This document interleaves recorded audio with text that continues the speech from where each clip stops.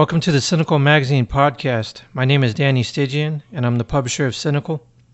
Sinical is a monthly publication focused on alternative culture. This is episode number 8 and our second episode of 2016. We have a lot of exciting things coming up. But first, today's guest is Brittany Andrews. Brittany is an adult film star, fetish model, film producer, and DJ.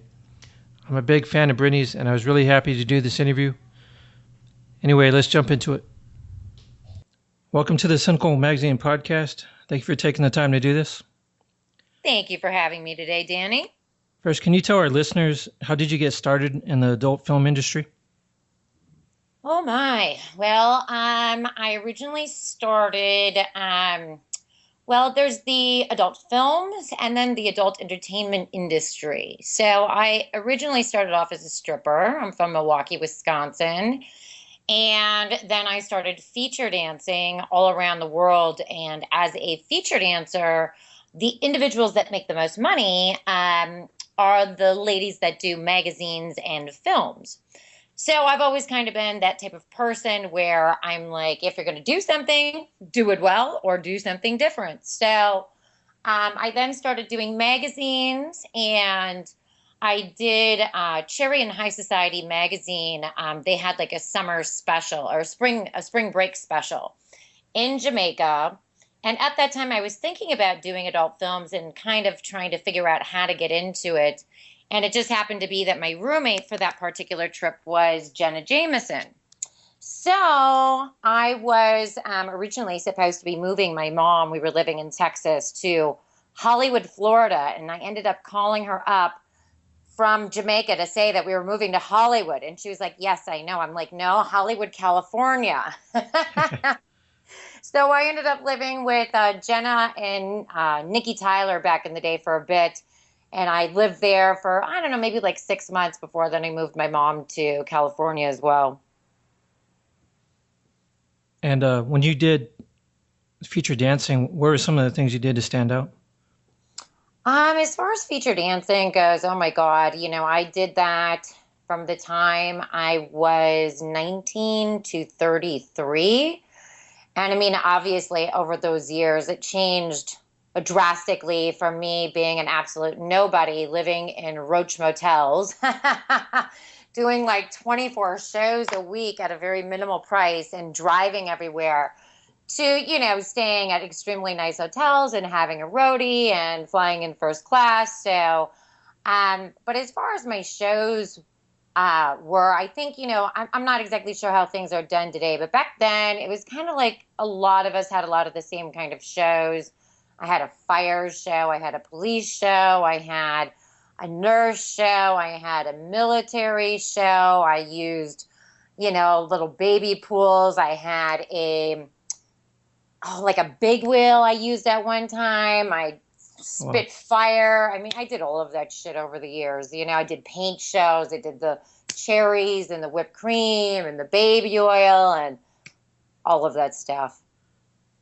As far as your video work, you've done a lot of fetish and femdom videos. When did you first realize you were dominant? Well, I will definitely say the first film that I did where I was dominant, I really did not have it down. I believe it was called Unruly Slaves, and I was probably 21 years old, and I thought that in order to be a dominant, you had to be like really mean and like swear a lot. I just didn't have the experience at that time, but I truly do feel as though, oh my God, I remember being a young girl and drinking Jaeger and, tying guys up, and I was a total punk rock chick. I had like a hot pink mohawk, and I wrote "fuck you" on the side of my head. And, me and my girlfriend would go to Ace Hardware store, and we would buy our belts that were like made out of pieces of chain. And I remember the two of us like getting shit-faced and like beating guys up. So yeah, no, it's always been there.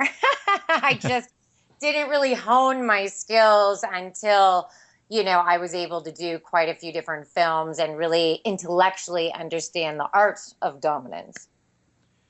And what are some of your fetishes or your favorite things you like to do in films? Well, we all know that I am an ass raping woman. I love my strap on. Last week, I was wearing my strap on all night long to I don't know how many different clubs. And I totally even forgot when I took the Uber home. I was still wearing my penis. I That's can't fun. believe the driver gave me back my phone. But yes, my fetishes have have a huge Asian fetish. I have a chrome fetish, a rib cage fetish, a foot fetish. I have a lot of different fetishes, medical fetish. Um, but yeah, my strap on, bending men over and raping them is by far my favorite. What are some of the companies that you work with these days? Well, mostly right now, I was retired for almost 10 years and I really didn't work with anybody. I think I did one fetish film throughout those 10 years, and that was with Glenn from Mean Bitches. I think maybe I did something with JD. I can't think of what the name of his company is, but he does like a lot of like vintage kind of foot fetish stuff. But in general, those 10 years, I was working on a lot of other different projects. I was doing some like still fetish shoots and things like that for myself, but working with other people, I did not. Now I moved to Vegas from Manhattan about a year ago, and I work a decent amount with Lexi Sindel over at Femdom Empire. Simplistically, it's close to where I live. We get along really well, and I enjoy the kind of product that she produces. So I have fun participating. Can you talk about your studios, Bridco Pictures and Discipline Filmworks? Yeah. So, Britco Pictures, I used to have a 5,000 square foot studio downtown LA that I rented out for photo and film. And I had that for almost 15 years. And had a dungeon in there as well. Back in the day, I must have had at least 20 different websites, and I was producing 5 to 10 different DVD series. I was constantly shooting. And it was downtown LA, and it was pretty fabulous. It was probably some of the best times of my life that I had there. Almost everybody in the industry rented the space out at one point in time or another. 15 years is a long time, but I did close the studio down, and then I had moved to Manhattan, and I'd retired from the adult entertainment industry. And at that time, I had already been producing and directing for 15 years. And so I decided to go to film school. So I left LA, moved to Manhattan, went to New York Film Academy for 3 years, primarily focused on producing, but I did do 1 year of filmmaking, directing as well. And that's when I started Discipline Filmworks, which was my mainstream branch of filmmaking company that I opened up. And I had quite a few films that premiered at Cannes Film Festival, another one at Sundance. Probably won at least 50 different awards from various film festivals for the different films that I produced through Discipline Filmworks. And are you working on any upcoming film projects right now?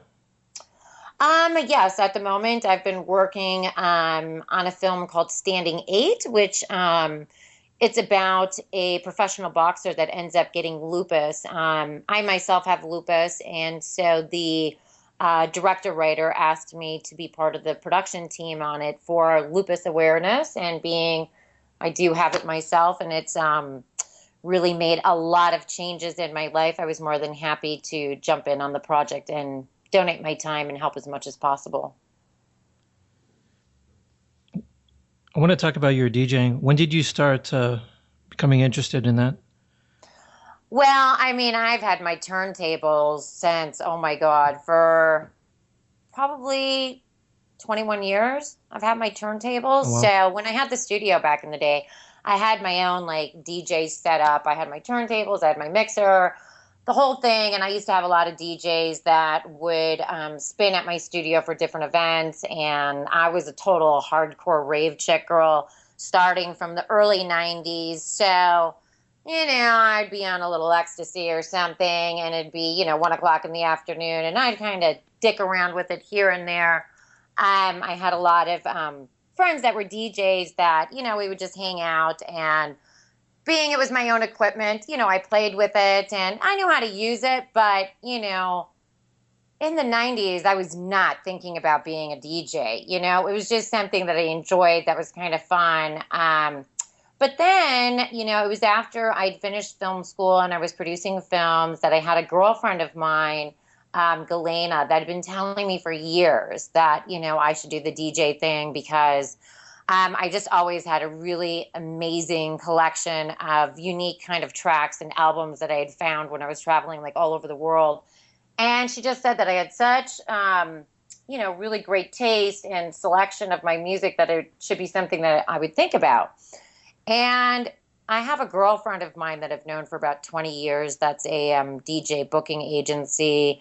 And she used to book me for like celebrity hosting gigs all over the world with different DJs. So I used to travel a lot with DJs as a host. And so I contacted her and I said, well, what do you think? Do you think you could get me some gigs if I decided to do this DJ thing? And she was like, well, if you don't suck. And I was like, okay, I'll call you back. So I took about 2 years. I went to a dub spot in Manhattan in the meatpacking district. And I took a master's certification course in Ableton and a bunch of other like music theory classes and a bunch of other stuff. And I kind of worked on, really, once again, kind of honing certain skills in that area. And then 2 years later, I contacted her.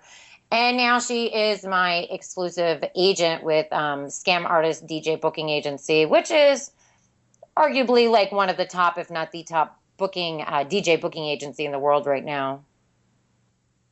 What is the type of style of music that you spin? Well, really what it comes down to is the gig itself. Now I'm exclusive with them, but in the past I had a bunch of different DJ booking agencies, and almost each one of them kind of represented a certain type of genre. I had one guy that almost all of his gigs were like hip hop, and then another one that was like really, kind of like top 40 open format. She runs their electronic EDM division. So most of the gigs, which is that's like I said, I'm an old school rave chick girl. And what I listen to in my car is all going to be, electronic, EDM, chill out, down tempo, deep house, that type of thing. So future house, progressive house, that type of thing. So I'm very much into electronic music. But as an artist and a musician and an entertainer, I always make sure, depending on the gig, I want the crowd to be happy. I want them to, I really can't stand it when I go to, as a patron somewhere and the DJ is just like, doesn't really care at all about the crowd and they're kind of just doing their own thing. I think it's kind of egotistical and selfish. So, I do try to be an all-around entertainer and performer and come to the gig prepared with whatever's going to make the crowd happy. There seems to be a revival in EDM. How long do you think this will continue? Well, I wouldn't call it a revival. Electronic music has been popular in Europe as long as I can remember. It was never popular in the United States. Still to this day, you got a bunch of yo-yos that you tell them that you like electronic music, and they're like, oh, you mean that techno stuff? Right. It's getting better in the United States as far as like awareness of like actually what it is. And I love it because, I'm an old bitch now, but what I like is very contemporary and new. And I really I have so many friends that are like the same age as me and they're so stuck like in rock music and really bad genes from the 90s as well that are like whitewashed. I'm very happy that I'm my age and I, wear the right jeans, and the music that I listen to is what is popular. And, and at the end of the day, like one of the things that I really enjoyed when I was going to school at Dubspot was working with a lot of younger people. And I don't think it's going to go away because inevitably we are living in a digital age, and the way that you can use MIDI controllers, it was so fun and interesting, like watching a lot of these young kids kind of taking old instruments like guitars and then putting like Xboxes inside of them as MIDI controllers and then turning them into digitized instruments. So I think that it's not anything that's going to go away just because now music production is based on software and sampling like Ableton and Logic and a lot of the other, music producing software. I don't really see it going back, maybe in a nostalgic type of vintage way, but I just see the future for music is as being something that's going to be very innovative and creative as we kind of get away from traditional instruments and everything becomes more digitized with more options. And it's just, yeah, I mean, there's just so many cool things that can be done digitally with sound and noise and music and different gadgets that it's, yeah, I don't think it's going to be going anywhere but moving forward into more new, interesting paths. And what do you think of some of the newer styles like dubstep? Well, dubstep is not new at all. Oh my God. I mean, I remember dubstep in my early 20s and I hated it. But dubstep, and I always have to say that dubstep of today and dubstep of yesterday are two different things. And whether you like Skrillex or not, the guy absolutely completely changed the sound of a dubstep. Old dubstep was more like drum and bass, and I really, um, I liked a little bit of drum and bass, but in general, it wasn't really my thing. But I do love the new sound, which it's a lot of people. It's the only sound because they don't know the old school shiznit. But I'm an old school bitch, so I do know. But I kind of feel like if you put dubstep on anything, it makes it a lot better. And do you have any current favorite DJs or artists Um, in electronic you music? know, well, yeah, I mean, there's a lot of them, but I'm such a social media whore that I've kind of there's ones that I really enjoy musically, but then there's also the ones that I really enjoy following on like Snapchat. So on Snapchat I love following like Diplo and Tummy Trash, and there's quite a few of them that are very fun and entertaining to watch. And now, because I'm listening to the music on Snapchat all the time, it's like kind of getting into my brain. But and I also still have a lot of old school favorites as well. Because I'm originally kind of from that West Coast, rave scene. So I'm still really good friends with a lot of the original DJs that I grew up on, like Jason Blakemore and Jesse Brooks and Marcus Wyatt and Steve Loria and like, the Wicked Crew in San Francisco. And then I was always traveling to New York. So you had like Little Louis Vega and and then of course, I've got a lot of favorite new ones as well. Rivero is one of my favorites, John Dahlback. So yeah, and then there's a lot that it's just, even as a DJ, I have a hard time keeping up because there's so many young and new producers that are out there that are starting out with like mashups and mixes.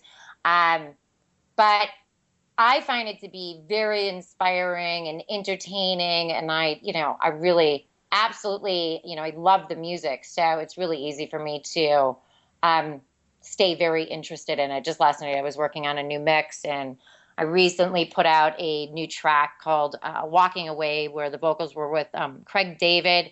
I produced it with a friend of mine, Titus One. It's our second track that we produced together. And then I just had like a new and upcoming producer do a remix of it, which I'm going to be releasing pretty soon. So Cool. I'll make sure to listen to that. As thank far you. as social media, what are the platforms that you use to promote your new photos and any news and mixes? Well, okay. Well, I've got like 7 Facebook pages, which is really annoying. But they all have got like, so many followers on it that I don't want to close them up. So I've got my 7 Facebook pages. I've got my LinkedIn. I've got my Tumblr. I've got my blog. I've got my website. I've got my Twitter. I've got my SoundCloud. I've got my Mixcloud. I've got my Instagram, and I've got my Snapchat and Oh, Periscope. that's a lot. That's a lot, dude. What seems to be the most effective for you? Snapchat by far. I've got like over 100,000 followers on Snapchat, and they are really good. When I tell them to like do something, they do it. They're very good boys and gals. They're very, they can't interact on Snapchat, but if I say, hey, I'm going to go on Periscope, A lot of them will follow me over to Periscope and chit chat with me there. Or if I tell them I've got a new picture on Instagram, like immediately I'll see them move from Snapchat to Instagram to like the photo.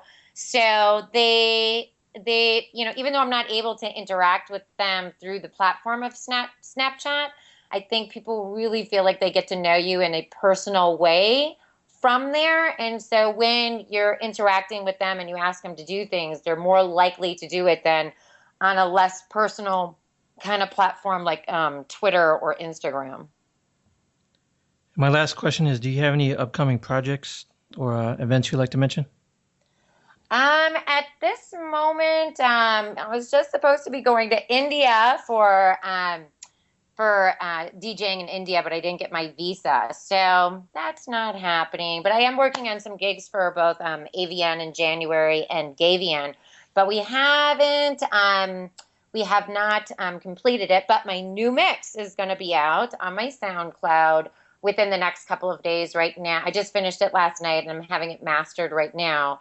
And once again, Standing 8, the film, and and then I'm constantly putting like new content on my new website that I have, VIPBrittany.com. It's a new site. We're still kind of getting the production flow going, but I'm really going to be focusing a lot of energy on that for the new year. And then, people can always, hang out and talk to me on Periscope as well and follow me on Snapchat. So constantly always doing new kind of things, but like right now, just wrapping up the year, and we'll be starting new projects in 2016. I'll make sure to list all your sites on the show notes page. Thank you, babe. And thank you again for taking the time to do this. Thank you, Danny. Much appreciated.